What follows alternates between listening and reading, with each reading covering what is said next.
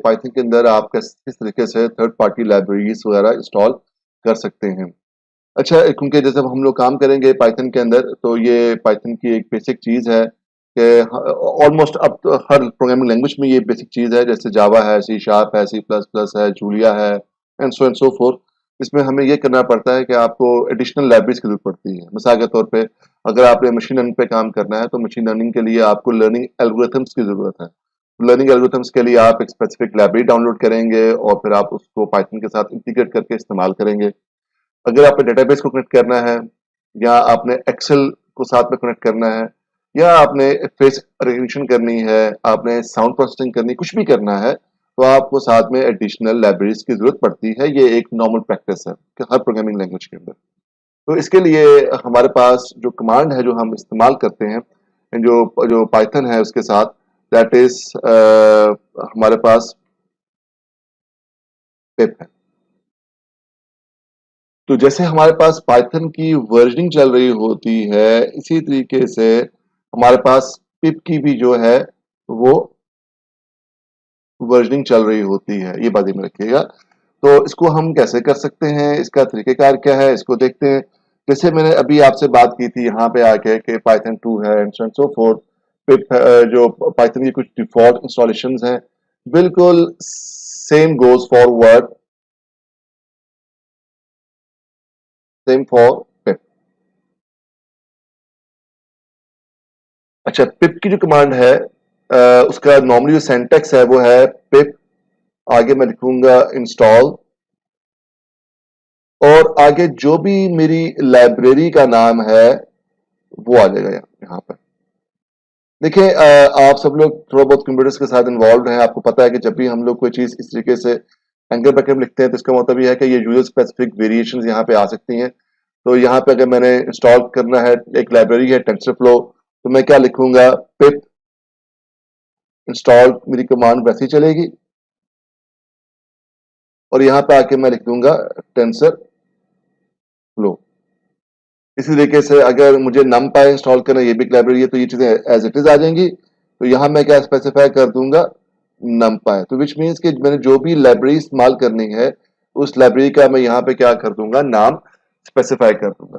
जैसे अब पाइथन में मेरे पास पाइथन 2 था, पाइथन 3 था, मल्टीपल वर्जन इंस्टॉल्ड हैं, तो बिल्कुल ऐसे ही यहाँ पिप में भी होगा कि मैं अगर पिप लिखता हूँ, मैं पिप 3 लिखता हूँ, तो इसी तरीके से मेरे पास उन स्पेसिफिक वर्जन के अंदर ही क्या होगी, ये इंस्टॉलेशन प्रोसीड करेगी। तो लेट्स सी, इसको भी हम करके देख लेते हैं।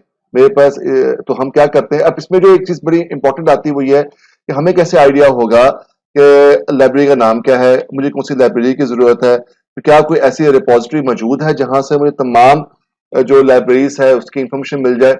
जी बिल्कुल ऐसा है। जैसे आपके पास एंड्रॉइड वाला के अंदर स्टोर्स वाला है, माइक्रोसॉफ्ट का स्टोर है, इसी तरीके से पिप की जो लाइब्रेरीज के लिए आपके पास ये पाई है। तो ये पाई जो है, ये बेसिकली आपको एक वो पोर्टल है जो कि आपको पाइथन पैकेजेस के जो इसके इंडेक्सेस प्रोवाइड करता है। यहाँ पे आके आपने जो भी लाइब्रेरी आपने इंस्टॉल करनी है, सर्चिंग करनी है, आप उसको यहाँ लिखे इंस्टॉल कर। जैसे मैं कहता हूँ मुझे फेस रिकग्निशन करनी है मिसाल के तौर पे, तो मैं यहाँ पे आऊंगा, एंटर करूंगा और देखता हूँ कि क्या फेस रिकग्निशन के लिए कोई लाइब्रेरी मौजूद है या नहीं है।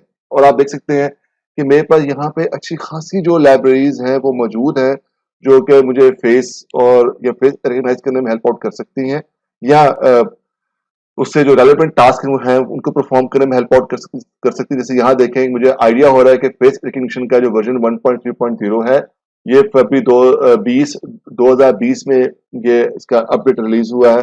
इसी तरीके से मेरे पास पुराने भी जो वर्जन हैं वो भी मौजूद हैं। तो यकीनन जो भी आपके पाइथन के, अच्छा यहाँ पे एक चीज इंपॉर्टेंट है, प्लीज लेट से मैं अगर इसको यहाँ क्लिक करता हूँ, तो यहाँ पे आके किसी भी लाइब्रेरी को डाउनलोड करने से पहले, इंस्टॉल करने से पहले आपने ये देखना है कि वो जो लाइब्रेरी है वो पाइथन के कौन कौन से वर्जन के साथ कंपैटिबल है। अब लेट से मिसाल के तौर पे मैं एग्जांपल लेता हूँ कि ये जो लाइब्रेरी थी ये 3.6 के साथ कंपैटिबल थी, 3.7 और 3.8 यहाँ पे मौजूद नहीं है। तो इसका मतलब यह है कि आपकी इस लाइब्रेरी के लिए जो सेफेस्ट एग्जीक्यूशन के लिए जो जो इन्वायरमेंट रिक्वायर्ड है वो 3.6 का रिक्वायर्ड है। तो फिर आपको अपने सिस्टम को यकीनन, जैसे मैंने पहले कहा था कि आपको मल्टीपल वर्जन की जरूरत पड़ सकती है। और इसी तरीके से यहाँ पे आपको तमाम जो लाइब्रेरीज हैं उनकी उनकी डिपेंडेंसीज और उनकी वर्क फंक्शनिंग और उनका सैंपल कोड सब कुछ यहाँ मौजूद हो सकता है, आपको अवेलेबल हो सकता है। इसी तरीके से मैं इधर आता हूँ और अच्छा देखिए यहाँ पे मुझे वो कमांड भी मिल गई है साथ में कि मैंने किस तरीके से इंस्टॉलेशन करनी है। तो मैं इस कमांड को यहाँ से कॉपी कर सकता हूँ और अपने कमांड प्रॉम्प्ट के ऊपर आके इसको मैं पेस्ट करके एग्जीक्यूट भी कर सकता हूँ।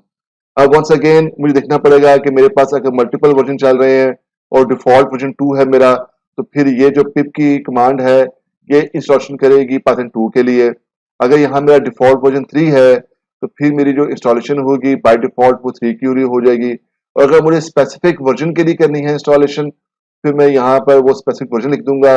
मैंने इसे पिप 3 कह दिया, तो अब मैंने स्पेसिफाई कर दिया है। जब मैं एंटर करूंगा तो मेरी जो इंस्टॉलेशन है वो ये वर्जन 3 के लिए होगी। तो मैं अगर उसको एंटर करूं तो ऑटोमेटिकली मेरी जो इंस्टॉलेशन है वो स्टार्ट होना शुरू हो जाएगी, जो कि मुझे मेरे सिस्टम के लिए रिक्वायर्ड है। तो अगर मेरे पास सब कुछ ऑलरेडी सब कुछ इंस्टॉल्ड है, सब कुछ ओके है मेरे सिस्टम के ऊपर, तो वो मुझे बता देगा जी कि there is no specific requirement to install it further.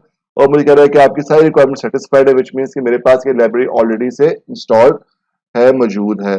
तो इसी तरीके से बाज़-औक़ात आपको इस तरीके से ये कोई वार्निंग्स आ सकती हैं जो बता रही हैं कि आपका पिप का वर्जन है ये 19 है, तो जो लेटेस्ट है वो 20.1.1 आ चुका हुआ है। तो आप इस कमांड के जरिए अपने पाइथन को क्या पिप को क्या कर सकते हैं, अपग्रेड कर सकते हैं।